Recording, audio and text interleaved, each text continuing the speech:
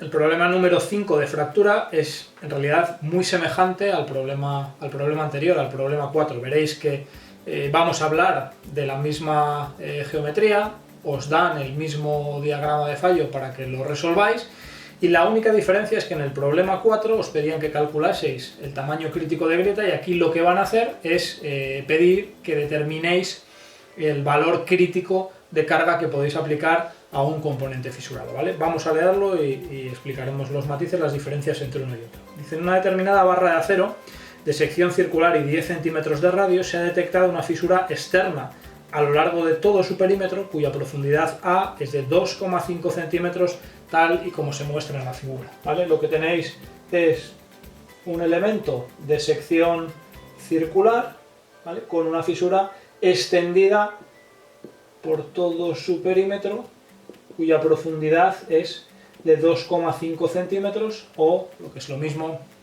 25 milímetros. Y se os pide que determinéis, haciendo uso del diagrama de fallo adjunto, la carga axil crítica, sabiendo que el límite elástico del material es de 500 megapascales y la tenacidad a fractura es de 100 megapascales raíz de metro. Y en este caso, la incógnita del problema es la carga, ¿vale? Si os recordáis, en el problema 4 razonábamos o reflexionábamos que cuando tenemos que realizar un análisis mediante diagramas de fallo, nosotros nos manejamos muy bien si conocemos todos los datos relativos al material, todos los datos relativos a la geometría y todos los datos relativos a las cargas. En ese caso, nos podemos calcular todas las variables que entran en juego en el análisis y es muy sencillo alcanzar las coordenadas KR y LR de un punto que finalmente podemos representar en el diagrama de fallo, ¿vale? Eso, como digo, lo sabemos hacer muy bien, es algo relativamente sencillo, el dibujarnos un punto cuando tenemos todos los datos. En el problema anterior, en realidad no teníamos todos los datos, nos faltaba el tamaño de grieta, ¿vale? Nos decían, por otro lado, que buscásemos el tamaño crítico de grieta, luego de todo el diagrama de fallo nos teníamos que fijar en el elemento que es en sí el propio criterio de fallo, que no es otro que la línea, es decir, las condiciones críticas en un diagrama de fallo siempre las tendremos que buscar sobre la línea de fallo, que es la que nos marca la frontera entre la región segura y la región no segura, ¿vale? Pero decíamos, a nosotros nos resultaba muy sencillo trabajar cuando conocíamos todos los datos, no tan sencillo si algún dato nos falta. Entonces lo que hicimos en el problema 4 fue ir probando con distintos valores de A, de tal modo que así ya contábamos con todos los datos y íbamos dibujando puntos sobre el diagrama de fallo hasta que al final conseguimos uno que caía directamente sobre la línea de fallo, es decir, lo que íbamos buscando, ¿vale? Resolvimos el problema mediante un procedimiento iterativo. En este caso también nos falta uno de los datos, ese dato que nos falta es la carga, ¿vale? Podríamos proceder de manera idéntica a lo que hicimos en el problema 4, es decir, ir dando valores a la carga. Con el primero no acertaremos, con el segundo seguramente tampoco, y a lo mejor con el tercero o el cuarto pues ya nos aproximamos a ese punto sobre la línea de fallo. ¿Podríamos hacerlo así? Podríamos hacerlo así, ¿vale? Es perfectamente válido. Sin embargo, tenemos una gran ventaja cuando lo que nos piden es la carga crítica en lugar de la fisura. Y la ventaja es la siguiente, que es que todos los parámetros que necesitamos para dibujar el punto sobre el diagrama de fallo pues son proporcionales al valor de carga, es decir, existe linealidad con las cargas. ¿Esto a qué nos lleva? Pues esto nos lleva a que, como mucho, pues tengamos que realizar un único tanteo, es decir, imaginad que asumimos una carga, ¿vale?, la que sea, tal y como hicimos con la grieta, y que el punto nos queda tal y como por ahí, ¿vale?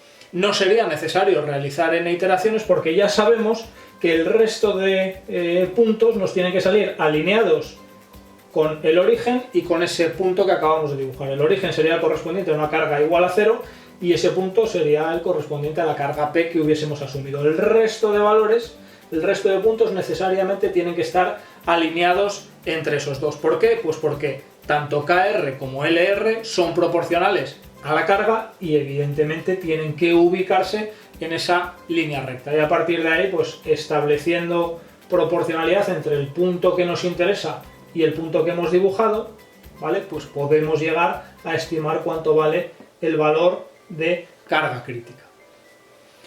Luego en realidad es mucho más sencillo, no es necesario que iteremos 3, 4 o 5 veces, sino que con una sola iteración pues podemos conseguir el punto que vamos buscando. Incluso sin iteraciones, ¿vale? Otra alternativa sería directamente calcularnos la pendiente de esta recta donde tienen que estar posicionados todos los puntos, y una vez que sabemos la pendiente de esa recta la dibujaríamos, identificaríamos el punto correspondiente a la situación crítica y a partir de ahí, pues volviendo sobre LR o sobre KR, ¿vale? Acabaríamos despejando el valor de P, ya sea a través de KR o a través de LR. Esta es la vía que vamos a utilizar para la resolución de este ejercicio, ¿vale? Calcularnos la pendiente de la recta donde tienen que ubicarse todos los puntos correspondientes a esta situación geométrica y del material. La pendiente de esa recta, ¿qué será? Pues la pendiente donde tienen que estar posicionados todos los puntos no será más que el cociente entre KR y LR para cualquiera de estos puntos. A su vez, ¿cuánto vale KR? Pues KR, llevamos trabajando con él durante todo el tema, es el factor de intensidad de tensiones entre la tenacidad a fractura del material. ¿Y LR cuánto vale? La carga aplicada entre la carga que provoca el colapso plástico de la sección, ¿vale? A su vez, K1 ¿cuánto vale? Pues expresión estándar, factor geométrico, que salvo en los casos en los que trabajemos con placa infinita y fisura pasante, donde ya sabemos que el factor geométrico es 1, pues en el resto os tendrán que dar la correspondiente expresión para que os lo calculéis. Aquí la tenéis, ¿vale? Es la misma que la del problema 4. Luego, K1 será ese factor geométrico por la tensión aplicada, que en realidad pues será la carga que nosotros apliquemos entre el área inicial. Recordad que para el cálculo del factor de intensidad de tensiones, las tensiones que tenemos que emplear son siempre las nominales. No descontéis para nada la presencia de la grieta, porque eso es algo que ya tiene en cuenta el propio factor de intensidad de tensiones. Luego, carga entre área inicial y por raíz de pi a, ¿vale? Y todo esto es K1 dividido entre el factor de intensidad de tensiones. Y en cuanto a LR, pues nada, carga entre carga de colapso plástico. Fijaos que de aquí lo único que no conocemos es el valor de la carga, ya que MM solo depende de la geometría, y de la geometría lo tenemos todo, es conocido. El área inicial es conocida, el tamaño de grieta es un dato del problema, Kmat, tenacidad a fractura, es un dato del problema, y la carga de colapso plástico depende de la geometría, lo conocemos todo respecto a la geometría, y del límite elástico, que también es conocido. Y fijaos que tenemos P arriba y P abajo, luego lo único que no conocemos se nos va. Luego, dando valores al resto de cosas conocidas, ¿vale? Podemos llegar a determinar cuánto vale esta pendiente, ¿vale? Os doy valores intermedios, SMM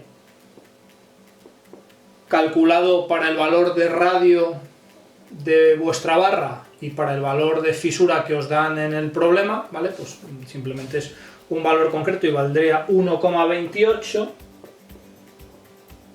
y el valor de carga de colapso plástico, acudiendo a la expresión que también tenéis en el enunciado y que solo depende de R, de A y del límite elástico, todo cosas conocidas, pues os saldría 8.836 kilonewton, ¿vale? Luego, todo cosas conocidas, MM ya lo conocemos, carga de colapso plástico lo conocemos, área inicial de la barra lo podéis calcular, ¿vale? Directamente tenéis un radio de 100 milímetros, creo que da 31.416 milímetros cuadrados, ¿vale?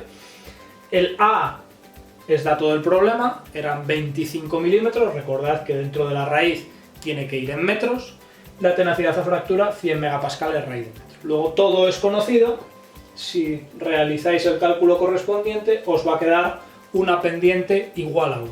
Es decir, para estas condiciones geométricas y de material, sea la que sea la carga que nosotros introduzcamos al sistema, siempre nos vamos a estar moviendo en una recta de pendiente igual a 1 en el diagrama de fallo. Bueno, pues vamos al diagrama de fallo ¿vale? Que os dan en el enunciado, y en ese diagrama de fallo lo que tenéis que hacer es entrar con una recta de pendiente 1, ¿vale? De toda esta recta de pendiente 1, ¿en qué valor os tenéis que fijar? ¿En qué puntos tenéis que fijar? Pues como os están pidiendo el valor crítico de carga, las condiciones críticas de carga siempre las tenéis que buscar sobre la línea de fallo. Luego tiene que ser un punto que esté sobre la línea de fallo y que además se ubique en esta recta de pendiente 1. Luego el único punto que satisface ambas condiciones es ese que tenéis ahí, ¿vale? Para este punto, las coordenadas KR, que será igual a LR, porque como nos estamos moviendo en una recta de pendiente 1 igual a 1, pues si entráis gráficamente al diagrama de fallo que tenéis en el enunciado, os van a quedar unos valores de 0,79. Y ahora, una vez que conocéis KR y LR, podéis ir o a la expresión de LR o a la expresión de KR, la que más rabia os dé o la que más sencillo os resulte, y despejar el valor de P. Yo lo voy a hacer con la expresión de LR, que es más sencilla, ¿vale? Ya que es solo la carga aplicada entre la carga que provoca el colapso plástico de la sección. Luego LR, la crítica, que es igual a 0,79, es igual a la carga partido por la carga que provoca el colapso plástico de la sección. Esta carga que provoca el colapso plástico de la sección, para la geometría dato del problema ya la conocéis, era 8.836 kN. Luego de aquí podemos despejar directamente el valor de carga crítica, porque precisamente es lo que hemos ido forzando, que sean las condiciones críticas, y de ahí obtendréis un valor de 6.980 kN, ¿vale?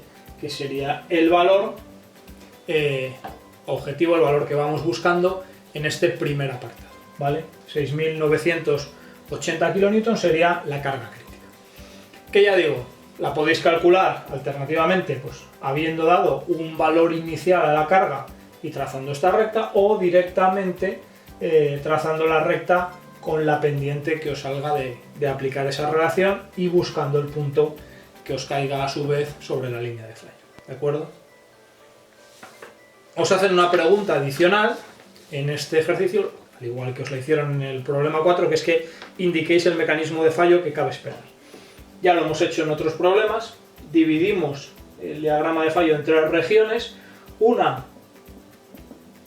por debajo de la recta de pendiente 0,4, donde decimos que lo que gobiernan son los mecanismos de colapso plástico, una por encima de la recta de pendiente 1,1, donde lo que decimos es que gobiernan los mecanismos de fractura o los mecanismos de mecánica de fractura elástico-lineal, y la región comprendida entre esas dos rectas, donde decimos que lo que gobiernan son los mecanismos de mecánica de fractura elastoplástica, donde en cierto modo pues puede haber una interacción entre los fenómenos de fractura y colapso plástico, si lo queréis ver así. En este caso, indudablemente, como ya tenemos la pendiente de la recta calculada y es 1, que es una situación que queda entre estas dos rectas, luego estamos en el dominio de la mecánica de fractura elastoplástica, ¿vale? Luego ese sería el dominio en el que nos estamos moviendo, la respuesta a esta segunda pregunta del problema.